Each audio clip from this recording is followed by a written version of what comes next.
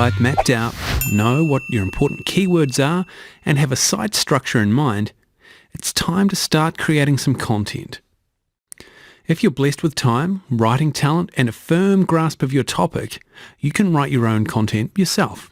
However, if you're short of any of these commodities, you might want to consider some more creative methods of sourcing content for your site. In this lesson, we'll cover several easy ways to get that content. Okay, number 1, outsourcing. If you have more time than money or literary skills, you could pay someone to write your articles for you. There are a number of websites that connect publishers like you with freelance writers. One popular example is elance.com. Just post a project and writers orelancers will bid for the job, offering to write X number of articles for Y dollars per article. At the bottom end of the scale, you can spend around $5 per article, but typically, the more you spend, the higher the quality of the writing. This can be a hit and miss way to get content for your site. A lot of writers out there, particularly the very cheap ones, don't have English as a first language or seem to specialise in writing vague, confusing passages that really contribute very little to your site except for bulk. Good writers do exist on these sites, but you may need to try a few before you hit on a winner, and you may need to pay a little bit more for them. Another option for outsourcing your writing is to hire a student from your local college to write for you. This way you have the benefit of being able to interview your candidates beforehand and discuss the topic with them in person. And if you're in an English-speaking country, you can generally be sure that their English skills will be reasonable. Number 2, using private label rights resources. Private label rights, or PLR articles, are articles that essentially become yours once you purchase them. You can edit them, alter them, put your name on them, post them on your website, bind them together into a book and sell it. The choice is yours when you buy PLR articles. The author relinquishes almost all rights to the content. There are a number of ways to get PLR content. Usually you'll need to either purchase a PLR membership from a site like plrpro.com, which are very low cost per article, but you don't usually get to choose your topics. You can purchase individual packs of PLR articles from non-membership sites, more expensive cost per article, but you do get to choose the topic, or you could scrounge around on forums for people reselling packs for cheap. These can be very cheap per article, but the quality can be quite worrying. Some PLR sites will also include market research information with their articles and have chosen the topic based on keyword search volumes or other salient measures. The good thing with PLR articles is that the quality tends to be considerably higher than articles you get for bottom dollar on Elance.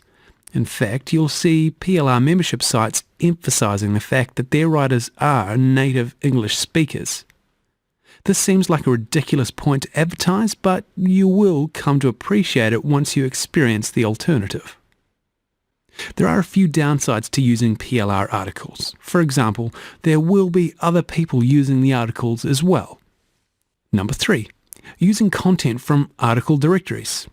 You can also source a wide range of articles, reviews, and other content from free article directories such as ezinearticles.com. With content from article directories, you're free to post it on your site as long as you don't edit the content at all. This includes keeping the author's bio box and any links in the content intact. There are some obvious and major downsides to this kind of content. Firstly, since you're not allowed to edit the content, it will suffer from serious duplicate content penalties from the search engines. Only one site with particular content will receive the credit for that article in the form of the search engine listing, while all other sites with this content will be relegated to the supplementary results.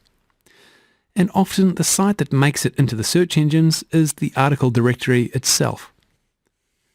Secondly, you're forced to link to whatever sites the author wants to link to in their bio box or within the article itself. Thirdly, you're not able to insert your own affiliate links into the content.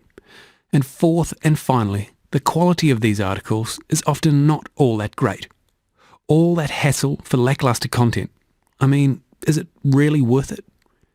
In general, if you're planning to build a site for search engine optimization, or if you're looking for content for your newsletter series, you should steer well clear of article directories. If you're simply looking for something to beef up the back end of your pay-per-click site, this might be an acceptable solution for the meantime. No guarantees for the future though. The search engines are getting pickier all the time. Number 4. Don't write, talk. If you're not much of a writer, one easy way to create a lot of content for your site, fast, is to get a dictaphone and record conversations between you and a partner on a particular topic. Often it's much easier to talk about a topic than to write about it, and 1 hour of conversation can yield around 40 pages of content. You could even find an expert in your field and interview them. Once you've recorded your conversation, you can hire an e-lancer or a student to transcribe it for you. An hour of talking will typically cost around US $25 for an e-lancer to transcribe. If you're really keen, you could also add the audio to your site with an audio play button. It's a bit of a gimmick, but a lot of people prefer to listen rather than read, and it can also add some real person credibility to your site. Just be aware that you can't rely solely on audio for all of your content, since the search engines can't spider it. Yet. Number 5, blogging. If you're able to write an email to your friends or family updating them on what you've been up to, then you're able to blog. Blogging is a lot less formal than article writing, and a lot of affiliates find it much easier. It's also a lot more engaging for your readers, since you're able to let your own personality shine through. The other benefit to blogging is that by allowing comments on your blog, you can get visitors to your site to help build your content for you. Don't think it gets you out of targeting your keywords though. You should try and work your keywords into your blog posts, particularly in the titles. And the lesson summary. In this lesson, you've learned a number of approaches to finding content for your website that don't involve pulling articles out of your own head. There's outsourcing to friends, students, or through sites like elance.com. Pulling articles from article directories like ezinearticles.com. Recording conversations or interviews and then transcribing them. And of course, blogging. So, thanks for taking the time to watch this particular video lesson. And we'll see you again soon with another one.